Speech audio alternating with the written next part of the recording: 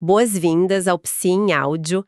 No nosso encontro de hoje, a gente vai mergulhar num tema, olha, fascinante e super importante para a psicologia, né? Especialmente para a neuropsicologia, as funções executivas. Exatamente. É um bom jeito de pensar nela, sabe? Como o grande maestro da nossa orquestra cognitiva. São essas funções que ajudam a gente a reger nossos pensamentos, emoções, ações, tudo para alcançar nossos objetivos, né? Sejam os do dia a dia ou de longo prazo. Então a ideia hoje é entender o que elas são, por que são tão cruciais e, claro, como que a gente pode avaliar isso na prática. E a nossa conversa vai ser guiada por um material de estudo bem focado nisso, né? No exame dessas funções. A gente quer aqui descomplicar um pouco os conceitos, sabe? Tornar tudo mais acessível, mais útil, principalmente para quem está estudando psicologia, na graduação, na pós ou até para concurso. Isso mesmo. A gente vai abordar a definição, os componentes principais, né? Os circuitos do cérebro que estão por trás disso e as diferentes formas de avaliação, desde a conversa clínica, a observação, até, claro, os testes neuropsicológicos específicos. Tudo tentando ser bem claro e prático. Ótimo. Então tá, vamos começar a abrir essa caixa. Para início de conversa, o que são exatamente as funções executivas? Como a gente define isso? Olha, de um jeito bem direto, as funções executivas são um conjunto de habilidades mentais, de alto nível, digamos assim. Elas permitem que a gente controle, que a gente direcione nosso comportamento de forma intencional, sabe? Uhum. Autores como o Malloy Diniz e a equipe dele, eles descrevem como processos que ajudam a gente a focar em metas, a avaliar se o que a gente está fazendo está funcionando, a abandonar estratégias que, né, não estão dando certo e buscar outras mais eficientes. É basicamente nossa capacidade de autogerenciamento para conseguir o que a gente quer. Entendi. Então não é só para resolver aqueles problemas super complexos, tipo, sei lá, planejar uma tese. É também para as coisas do dia a dia, né? Organizar a rotina, decidir o que fazer primeiro. A imagem do maestro faz todo sentido mesmo. Exatamente. E essa orquestra que o maestro rege, ela tem vários músicos, várias habilidades trabalhando juntas. A gente está falando de planejamento, Certo. que é pensar no futuro, organizar os passos. Controle inibitório, que é essa capacidade essencial de frear impulso, sabe? Aquelas respostas automáticas que não cabem no momento. Fundamental, né? Muito. Tomada de decisões, pesar as opções, escolher a melhor. Flexibilidade cognitiva, que é conseguir mudar de rota mentalmente quando a situação pede. Tipo, se adaptar? Isso.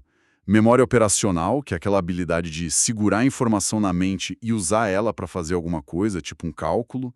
E ainda tem categorização, fluência para gerar ideias, atenção, pensamento abstrato, julgamento. Nossa, é bastante coisa. É quase como, sei lá, o centro de comando do nosso cérebro para lidar com o mundo, né?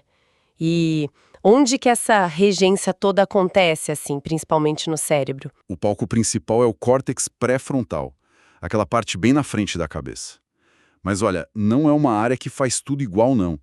O material que a gente está usando como base aponta que existem circuitos diferentes dentro do pré-frontal, e cada circuito parece mais ligado a certos aspectos das funções executivas. Ah, interessante. E aí, quando tem lesões ou algum problema nesses circuitos específicos, os tipos de dificuldade que a pessoa apresenta são diferentes, sabe? Que interessante. Você pode dar exemplos desses circuitos e dos problemas que surgem quando eles são afetados? Claro, claro. Tem um circuito muito importante, o dorso lateral pré-frontal. Quando ele é afetado, a gente costuma ver mais aquelas dificuldades que a gente chama de cognitivas, sabe? Problemas sérios para planejar, para organizar uma estratégia e seguir ela. Uhum. A memória operacional fica prejudicada, a pessoa pode ficar meio rígida mentalmente, com dificuldade para mudar de ideia, para ser flexível, e também problemas com raciocínio abstrato, com julgamento. Essas são as chamadas funções executivas frias, mais ligadas ao processamento lógico, mais racional. Entendi. Frias. Isso. E por outro lado, tem os circuitos órbito-frontais. Lesões nessa área já costumam causar mudanças mais na personalidade, no comportamento social. A pessoa pode ter dificuldade para controlar impulsos, sabe? Agir de forma inadequada socialmente, Ah, tomar decisões muito arriscadas sem pensar direito nas consequências lá na frente, mesmo que ela até saiba intelectualmente que é arriscado. Essas funções são muitas vezes chamadas de quentes, por estarem mais ligadas ao processamento de emoções, recompensas, interações sociais. nossa, essa distinção entre frio e quente ajuda muito a entender, né? Como que lesões na mesma região geral, pré-frontal, podem levar a perfis tão diferentes no dia a dia. Às vezes a pessoa tem um raciocínio lógico ótimo, mas toma decisões péssimas na vida pessoal, por exemplo. Exatamente. E tem outros circuitos importantes também. Sim, o material menciona também o circuito do símbolo anterior. Problemas nessa área e em estruturas que se conectam a ela podem levar a quadros de apatia profunda, sabe? Falta de motivação, indiferença emocional, uma dificuldade muito grande de iniciar ações, mesmo sabendo o que precisa ser feito. Que coisa! É. E é bom lembrar que existem vários modelos teóricos, né? Luria, Chales, Tools. Eles tentam explicar essas relações complexas entre o cérebro e o comportamento executivo. Mas o ponto central é essa conexão forte. Áreas específicas do pré-frontal ligadas a diferentes jeitos de a gente gerenciar nossa vida. Fica bem claro como essa região é especializada mesmo. Agora, pensando na prática, né? Na clínica, na pesquisa, como é que se avalia algo tão complexo com tantas partes? Imagino que não dê só para aplicar um teste ou dois e pronto, né? De jeito nenhum, a avaliação tem que ser, olha, muito mais abrangente. Os testes neuropsicológicos, eles são ferramentas valiosas, sim, dão medidas padronizadas, objetivas. Certo. Mas eles sozinhos não contam a história toda, sabe? O fundamental é entender como essas funções executivas ou a falta delas estão impactando a vida real da pessoa. A autonomia dela, os relacionamentos, o trabalho, os estudos. Então, para ter essa visão mais completa, o que mais entra nessa avaliação? Como que a gente monta esse quebra-cabeça? O material de estudo reforça muito isso, a importância de uma abordagem com várias frentes. A gente precisa combinar diferentes fontes de informação. Primeiro, a entrevista clínica, bem detalhada, é fundamental. A conversa, né? Isso. E aqui, ó, não basta conversar só com o paciente. É essencial ouvir também a família, cuidadores, pessoas próximas. Por quê? Porque muitas vezes a pessoa com dificuldade executiva pode não ter plena consciência disso, sabe? O insight, a percepção das próprias limitações, pode estar prejudicado. O relato de quem convive no dia a dia vale ouro. Faz todo sentido. Segundo, a observação comportamental. O psicólogo tem que estar atento. Como a pessoa se comporta durante a avaliação? Ela consegue seguir as instruções, se organiza, é flexível ou mais rígida? E também coletar relatos de como ela age nas situações do cotidiano. Uhum. Terceiro, a gente pode usar escalas e questionários. Existem instrumentos que ajudam a quantificar os sintomas e o impacto funcional. Um exemplo que o material cita é o Inventário de Comportamento Frontal, o FBI de Kertész. Ele tem perguntas para o cuidador sobre apatia, desinibição, desorganização. Ajuda a objetivar um pouco a percepção dos outros. Que interessante. E quarto, muito importante, a avaliação funcional. Isso significa observar ou investigar como a pessoa lida com tarefas que simulam desafios do dia a dia. Isso aumenta o que a gente chama de validade ecológica da avaliação. Validade ecológica quer dizer o quanto a avaliação reflete a vida real, né? Exatamente, a gente poderia pedir para a pessoa descrever passo a passo como ela planejaria ir ao mercado comprar certas coisas, ou como organizaria uma festa surpresa, por exemplo. Modelos como o de Solberg e Mateer tentam justamente ligar os domínios executivos, tipo iniciar uma tarefa, inibir distração, organizar os passos, com atividades práticas. Legal. E claro, 2 pontos que estão sempre presentes na avaliação neuropsicológica. Considerar o desenvolvimento, porque o que a gente espera das funções executivas muda muito com a idade, né? O pré-frontal demora para amadurecer. E analisar os dados longitudinais, ou seja, entender a história da pessoa, como os sintomas evoluíram. Certo. Fica bem claro que é um trabalho quase de detetive, né? Juntar peças de vários lugares para entender o quadro completo. Agora, focando um pouquinho mais nas ferramentas padronizadas nos testes neuropsicológicos, quais são alguns exemplos-chave e o que eles tentam medir de forma mais objetiva? Então, os testes nos dão dados mais objetivos, né? Permitem comparar o desempenho da pessoa com o que é esperado para a idade, para a escolaridade dela. Tem muitos testes, cada um focando mais num componente específico. Para dar alguns exemplos que são bem representativos. Ótimo! Para avaliar a memória operacional, aquela capacidade de segurar e manipular a informação na mente, a gente usa tarefas como o subteste de dígitos das escalas Wechsler, sabe? O ICE, o WISC. Especialmente a ordem inversa, repetir os números de trás para frente, que exige mais manipulação mental. Ou os blocos de Corsi, para memória operacional visoespacial. Para a fluência verbal, que mede a capacidade de gerar palavras rápido. Seguindo uma regra, a gente pede para a pessoa falar o máximo de palavras de uma categoria animais, frutas, por exemplo, que é a fluência semântica, ou que comecem com uma letra F, A, S, a fluência fonêmica, em 1 minuto. Avalie a agilidade mental, a busca organizada no nosso dicionário mental. Certo. A flexibilidade cognitiva, a habilidade de mudar de estratégia mental, é classicamente avaliada pelo teste Wisconsin de classificação de cartas, o WCST. A pessoa tem que descobrir regras para organizar as cartas e, o mais importante, perceber quando a regra muda e conseguir se adaptar, inibindo a resposta antiga. O teste de trilhas parte B também pega essa alternância mental. A Wisconsin, clássico. Exato. Para controle inibitório, a capacidade de frear respostas automáticas ou impulsivas, o teste de Stroop é um exemplo muito bom. A pessoa vê nomes de cores escritos em cores diferentes, tipo a palavra vermelho escrita em tinta azul, e tem que dizer a cor da tinta ignorando a palavra que está lendo. Exigir um esforço consciente para inibir a leitura automática, né? Tarefas tipo Go No Go também são usadas para isso. Desafiador. É sim. E para planejamento e solução de problemas, a gente tem testes como a Torre de Londres ou a Torre de Hanoi. Eles exigem que a pessoa pense à frente, planeje uma sequência de movimentos para chegar num objetivo específico. E imagino que já existam baterias de testes que juntam vários desses, focando especificamente nas funções executivas, né? O Assessment of the Dissective Syndrome, que tenta ter tarefas com mais validade ecológica, mais perto do dia a dia. Tem a DECEFS, Dellis-Kaplan Executive Function System, que é bem abrangente, avalia múltiplos componentes. E a FAB, Frontal Assessment Battery, que é um rastreio mais rápido. A escolha do que usar depende muito do objetivo da avaliação, né? Das perguntas que a gente quer responder sobre como aquela pessoa está funcionando. Excelente ter essa visão geral das ferramentas. Agora, talvez a gente pudesse aprofundar só um pouquinho mais em alguns desses componentes-chave que os testes tentam pegar. A memória operacional, por exemplo, parece que está na base de muita coisa que a gente faz, né? Com certeza.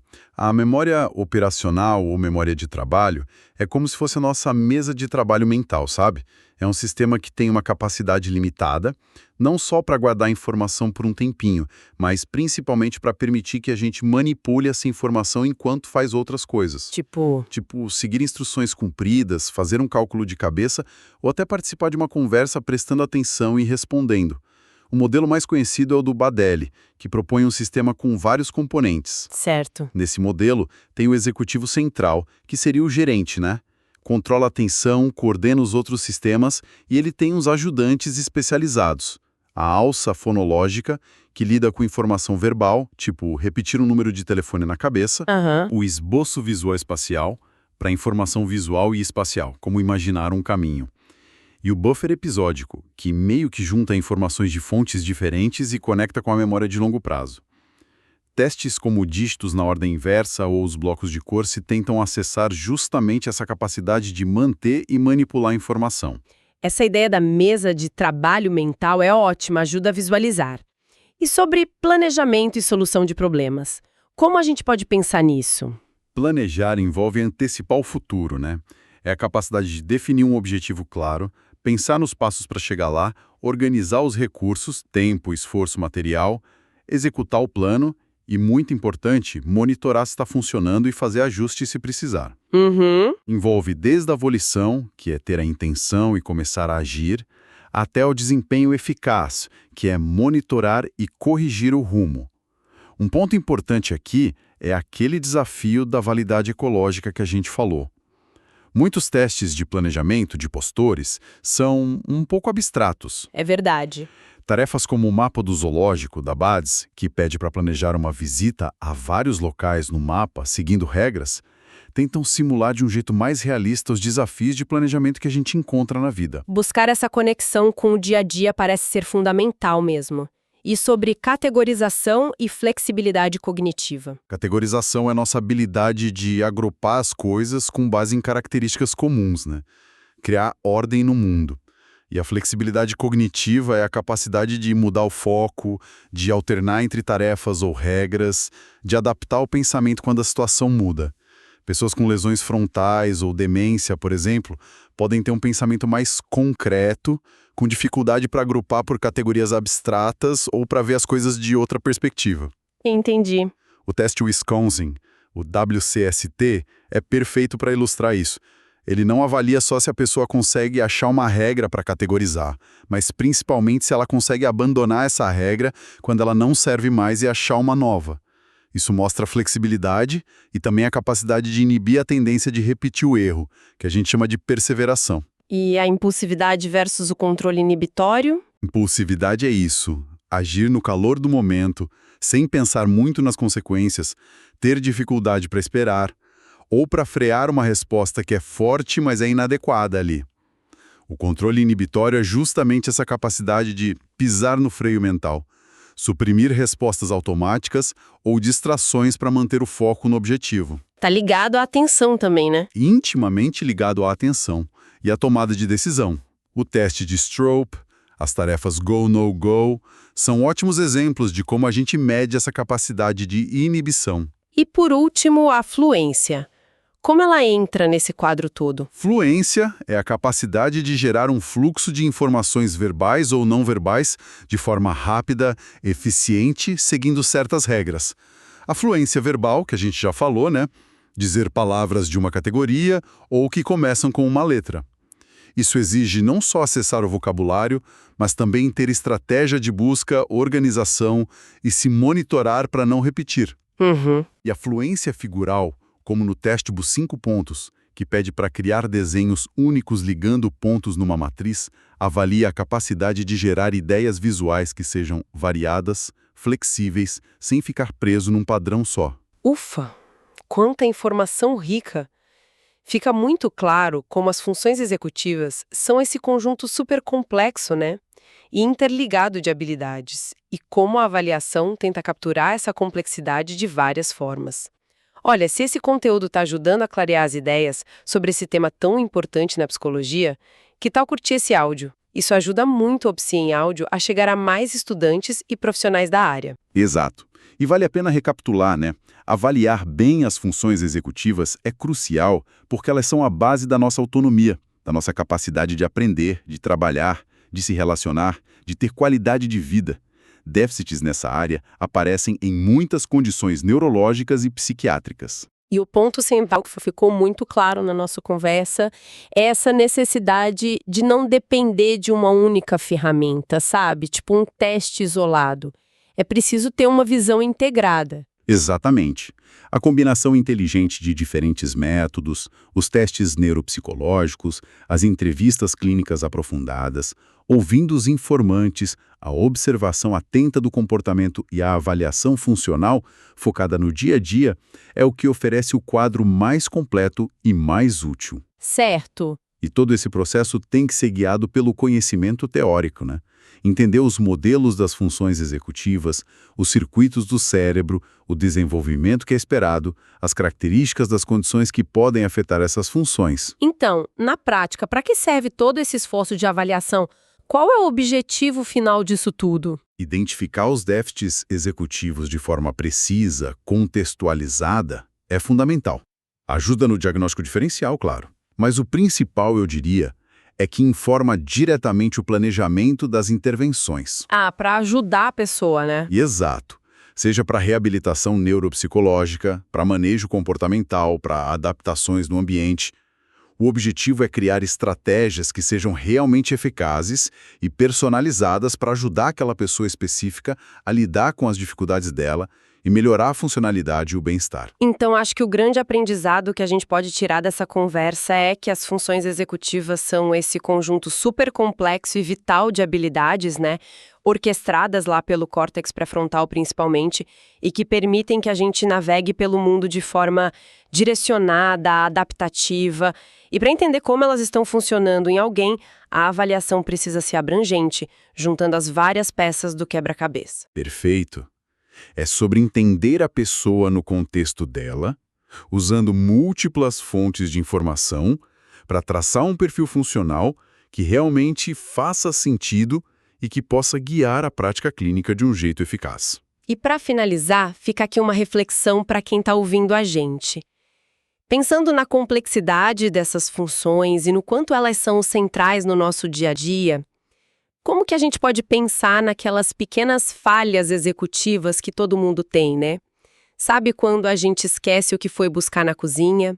Ou fica enrolando para começar uma tarefa importante? Ou responde algo por impulso e depois se arrepende? Será que esses lapsos momentâneos são pequenos reflexos das variações normais no funcionamento desses sistemas cerebrais tão sofisticados e talvez tão sensíveis? Fica aí a pergunta no ar para a gente pensar. Uma excelente questão para continuar pensando e explorando esse tema, que é realmente fascinante. Gostou dessa nossa exploração sobre funções executivas? Para continuar aprofundando seus conhecimentos em temas-chave da psicologia, siga o canal Psi em Áudio. A gente está sempre trazendo novas discussões e conteúdos relevantes para quem está na formação ou já atua na área. Até a próxima!